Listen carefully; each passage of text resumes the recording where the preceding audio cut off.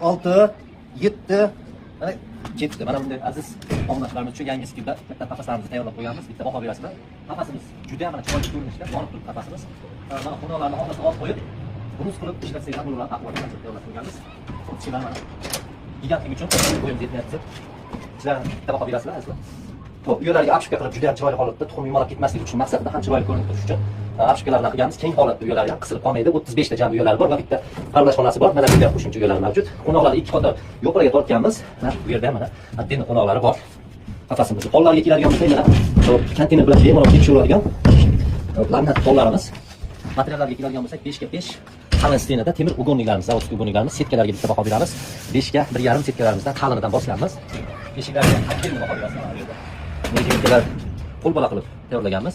Tagida mana sitra kaptarlar uchun kirib chiqish uchun o'pkichkalar mavjud va bemalol qulflab uzoq safarga ketsangiz ham bo'ladi. Yo'llarga qo'yamiz. Mana endi tekstilchilarimiz suv shimmaydi, bemalol moyishni ishlasa bo'ladi. Cherpissalari mayda yo'l 04 qalin cherpissalardan bosganmiz. Xomlarni atdinga ajratib, ham chiroyli qilib tayyorlab qo'ydik. Oyoq ro'liklari ham yengil harakatlanadi, yordamga qildirish mumkin. Rasmiylar uzunligi 2.30 ga, yon tomoni esa 1.85 ni ichiga oladi. Balandligi esa ko'rib turganingizdek 2.60 sm.